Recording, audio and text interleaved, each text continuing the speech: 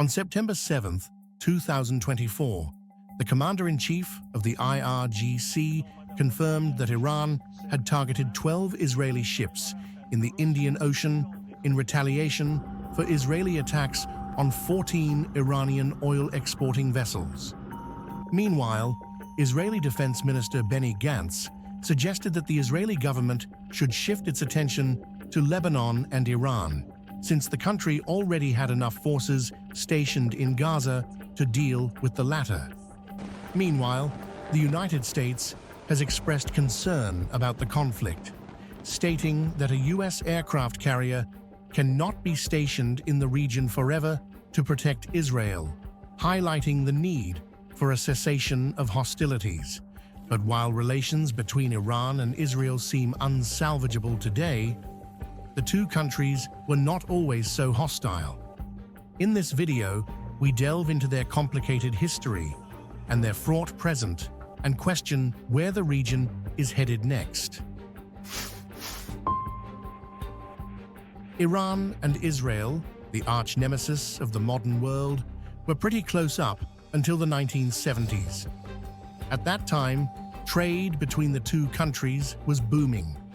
Israel sold weapons of almost $500 million per year to Iran and was ready to pour down another $1 billion to build surface-to-surface missiles in a joint venture. Both the countries were even building a pipeline between Iran and Israel to transport Iranian oil to Israel and then to Europe. This was at a time when all the other Arab nations were alienating Israel due to an event known as the Nakba, meaning catastrophe. In 1948, at the end of the British Mandate in Palestine, David Ben-Gurion, known as the father of modern Israel, declared the establishment of the State of Israel.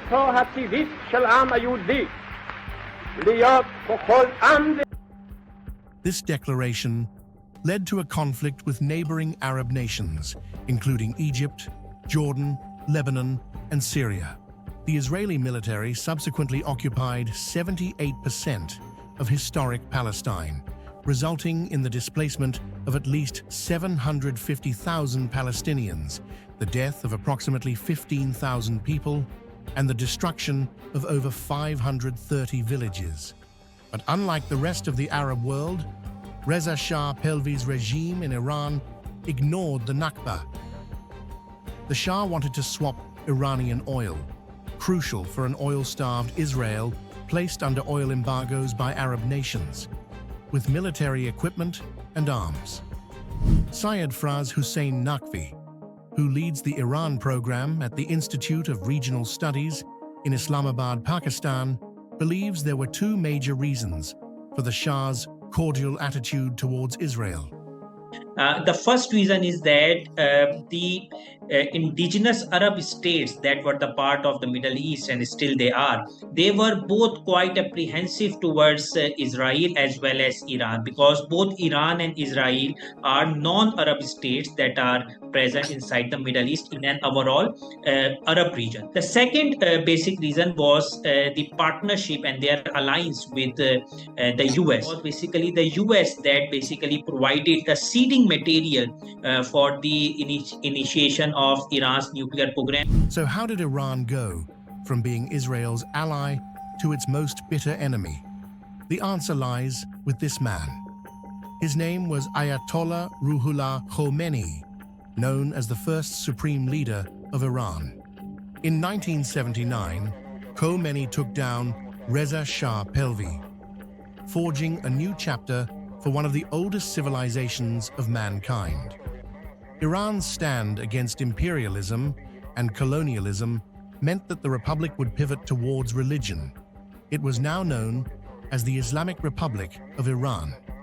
Khomeini had always been deeply critical of the Israeli state, making several speeches against the scourge of Zionism.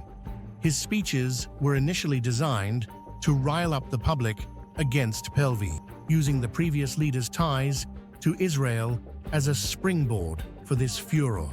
This resulted in chants like Merg Bar Amrika and Lanat Alal Yahud at his rallies, meaning death to America and curse on the Jews. This anti-Israel stance continued during the reign of the second supreme leader, Ayatollah Ali Khamenei. Dr. Meir Javedanfar, an Iranian-Israeli lecturer, author, and commentator at Rehman University in Israel, believes that the Israeli government had tried to avoid this escalation of hostilities. The Israeli government tried to maintain lines of communication open with the Iranians by supplying them weapons during the Iran-Iraq war.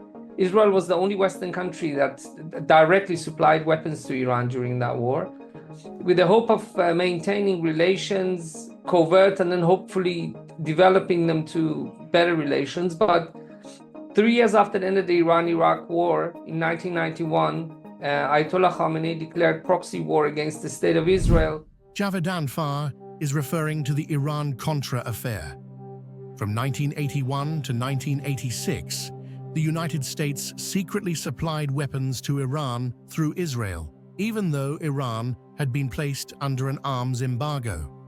When this information was first leaked, the White House claimed that the weapons were supplied to placate Hezbollah, an Iranian proxy militia in Lebanon, and get the group to release the 7 American hostages it had been holding for over a year.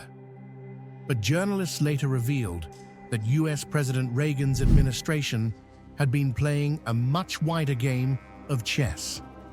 By using proceeds from the weapons sales, Reagan had hoped to fund the Contras, the opponents of the Sandinista government in Nicaragua. The Sandinistas' Marxist government was seen as a threat that would have bolstered communist insurgencies elsewhere in Latin America. And so, Reagan saw the Contras, who opposed it, as the moral equal of the founding fathers of the United States, and secretly provided them with both financial and military aid.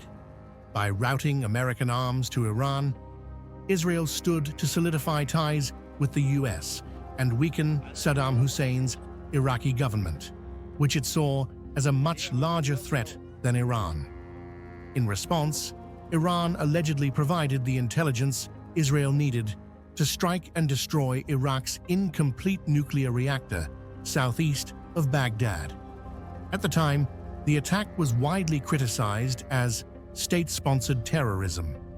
And even today, experts debate whether this move was effective. It propelled Saddam Hussein to redouble his efforts towards pursuing a nuclear weapon. However, the Iranis were not interested in pursuing this seemingly mutually beneficial relationship after the war. Mr. Naqvi believes the Iranians never had any intention of pursuing friendly relations with Israel, even when the Iranian Revolution was first sprouting. We see the initial slogans of Iranian Revolution. They have labeled Shaitane Buzurg to the US, and which means the greater Satan. But they have also called Israel Shaitane Kuchak, the little Satan, and they have labeled Israel as an illegitimate child of the US. So from the very beginning, we see that Iran has a very harsh and very strict stance towards Israel. Fast forward to the present day, where Iran maintains and funds a nexus of proxies in the Middle East called the Axis of Resistance, supposedly to curb Western imperialism. This includes Hamas in Gaza, the Islamic Jihad group in the West Bank, Hezbollah in Lebanon and Syria, Shia militias in Iraq, and the Houthis in Yemen. This makes Iran one of the most influential players in the region. On October 7, 2023, Hamas launched a surprise attack in southern Israel. In just over 20 minutes, 3,000 rockets were fired from the Gaza Strip, killing more than 1,100 people, and dozens were taken captive. This attack was called the biggest attack on Jewish community since the Holocaust. But what does Hamas have against Israel? Hamas demands that Israel cease occupying Palestinian lands and halt the construction of illegal settlements. After the Six-Day War in 1967 between Israel and an Arab coalition, the UN passed Resolution 242, proposing a two-state solution to the conflict. Despite this, Israel has pursued a policy of expansion. According to data released in 2020, over the past 53 years, Israel has established more than 250 illegal settlements on Palestinian lands, with approximately 750,000 Israelis now living there, comprising 11% of the total Jewish population.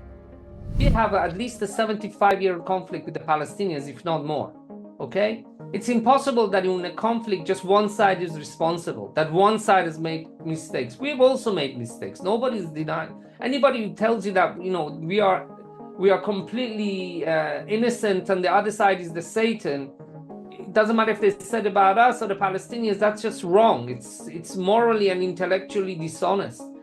We've also made mistakes. We have the most extremist government in Israel's history. They have people who have said racist things about Arab people in this government. We see, for example, in the West Bank, there's attacks against innocent Palestinians and in their homes, and they torch their cars and stuff. This has got to stop. The illegal settlement building has got to stop. In the aftermath of the October 7th attack, Israeli PM Benjamin Netanyahu vowed not to stop until Hamas was destroyed. This has translated into a vicious policy of ceaseless bombardment and killing, with nearly 41,000 Palestinians killed by Israeli forces. The vast majority of these casualties are women and children. Israel continues to blame Iran for backing the attack, but Iranian authorities have denied having any previous knowledge or involvement in the attack. Mr. Naqvi also believes Iran was not involved. The October 7 attack conducted by Hamas or the Palestinian resistance, it is their own act without the support of Iran, because it is not how Iran operates or utilizes its proxy partners. Most of the proxy partners of Iran, they are quite autonomous in their actions. So that is why, in my humble opinion, Hamas conducted the attack on Israel on October 7 by its own whims instead of asking permission from Iran. Dr. Javedanfar blames Hamas for the destruction in Gaza. This is a war that Hamas brought upon the people of Gaza. I have to say I'm disappointed by the level of support that there is for Hamas in some places, but after this war, we have to focus on rebuilding a better future, because I think Hamas brought the biggest disaster for the people of Palestine. What did Hamas achieve with this war for the people of Palestine? Is Palestine closer to being a state? I think if you did a survey, Hamas would be very unpopular. But we need to move beyond this and at least learn to live with each other, to have economies that thrive. But the truth is more complicated. A recent report by the Palestinian Center for Policy and Survey Research, PSR, published in June 2024, reveals a significant surge in public support for Hamas. An overwhelming two-thirds of Palestinians continue to back the organization, while a staggering 80% believe the October 7th attack successfully thrust the Palestinian issue into the global spotlight. Furthermore, nearly half of Gazans are optimistic about Hamas's chances of emerging victorious and regaining control of the Gaza Strip. Meanwhile, data from the Washington Institute for Near East Policy shows a notable increase in Hamas's popularity in the West Bank, with approval ratings rising to 41%, a significant jump from 35% in March and a mere 12% in September last year.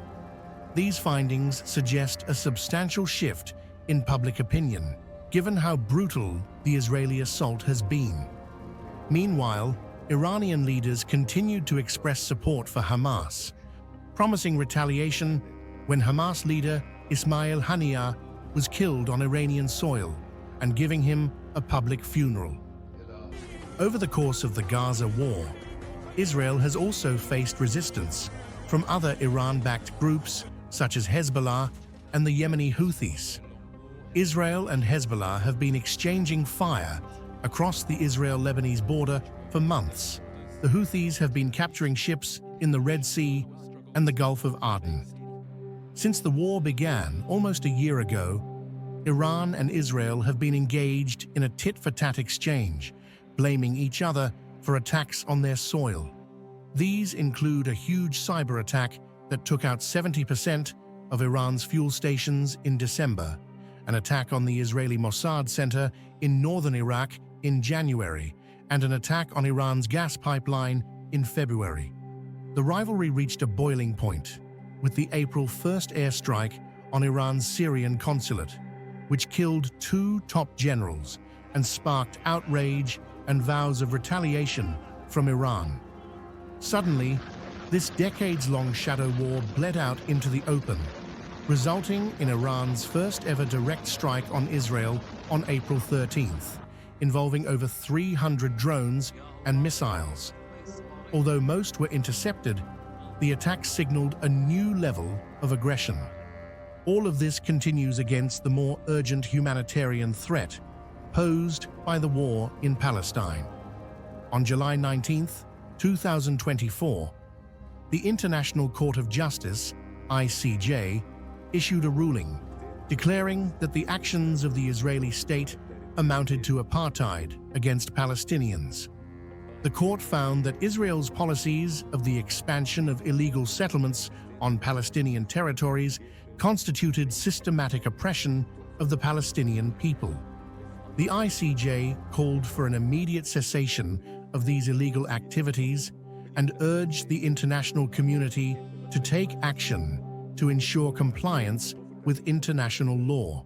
This is a setback for Israel. Absolutely, this is not something that we can ignore in the state of Israel. This is quite serious.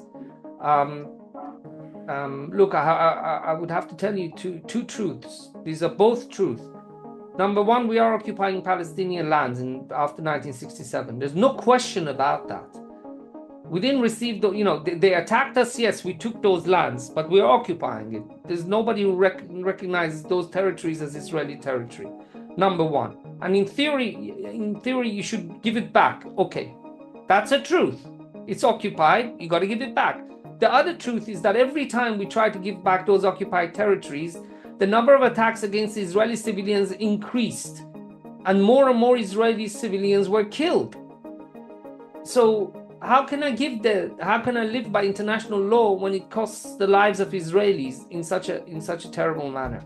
We have to find a way where Palestinians can have a state and we can have security. Unfortunately, this is an equilibrium that we've never have been able to find. Mr. Naqvi believes that Iran sees this as a win, since it has been actively seeking international validation of its position through the ICJ. We have seen for the past few years that Iran has been quite successful in reviving its diplomatic ties with the GCC states, namely the Saudi-Iran rapprochement that we have seen last year. But what Iran is basically trying to do is to put pressure on Israel from every aspect, from military aspect, from political aspect, from institutional aspect, by going to the UN as well as ICJ, International Court of Justice, and all that. Iran's current nuclear ambitions are another major flashpoint in the escalating tensions with Israel.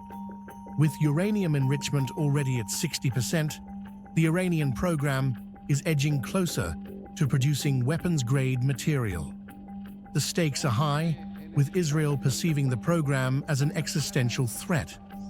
Mr. Naqvi explained how Iranians are split on the issue of nuclear armament. Well, we have seen that within Iran there have been some sort of division regarding the pursuance of nuclear program. The conservative or hardliners, for that matter, they are the advocates that Iran should acquire the nuclear technology. But the moderates and reformists are basically of the opinion that Iran should use the nuclear option as a leverage to maximize its economic gains from the West, specifically in the form of sanctions relief. Well, we have seen that we have seen, and there is another issue which is related to the religious ideology, that the current supreme leader of Iran has basically issued a fatwa against the acquisition of nuclear weapon.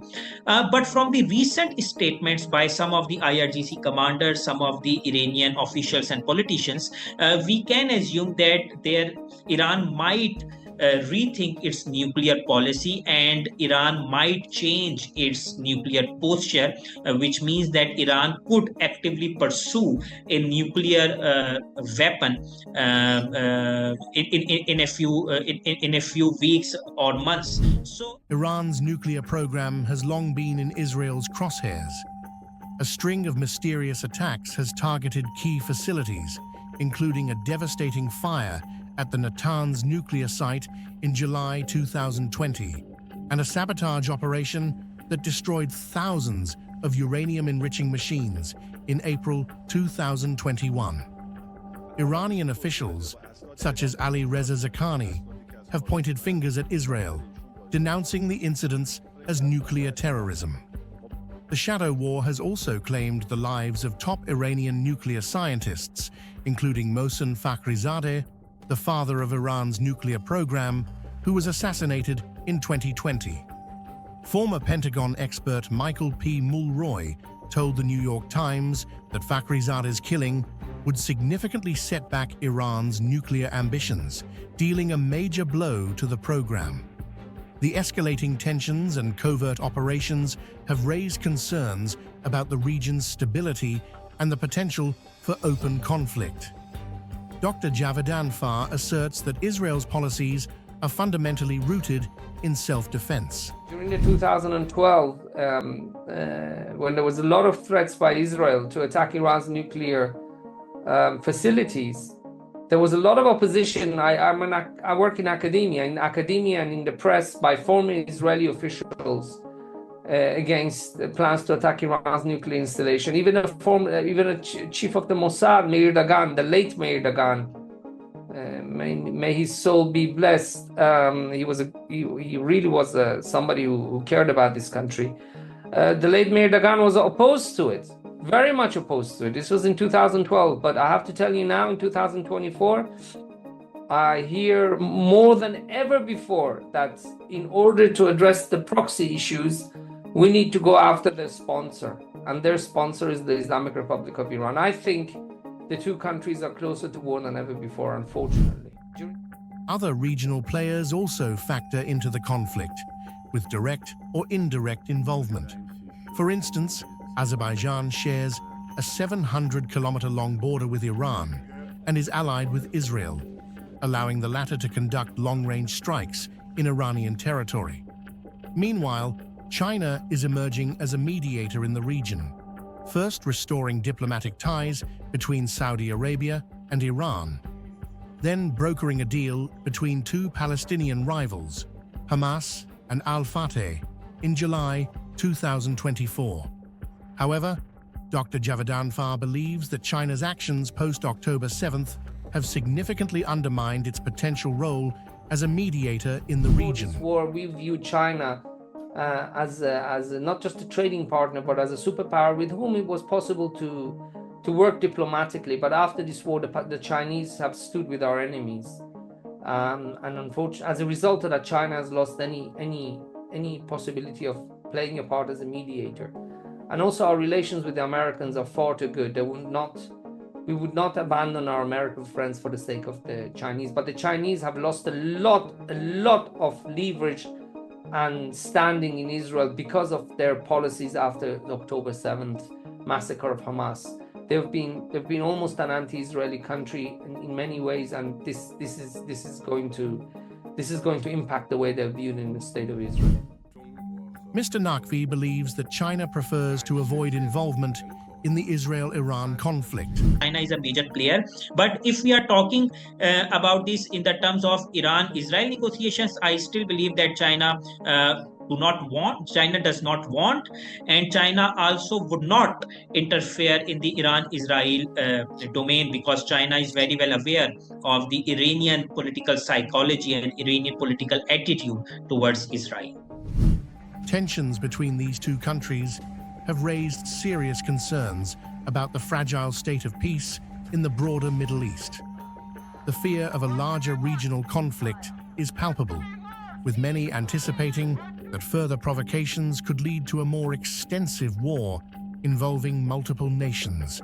With the Israelis recently launching a new operation on the West Bank, the conflict continues to escalate. It becomes increasingly clear that the Middle East is on the brink of chaos. The intricate web of alliances, historical grievances, and ongoing disputes makes the situation exceedingly complex.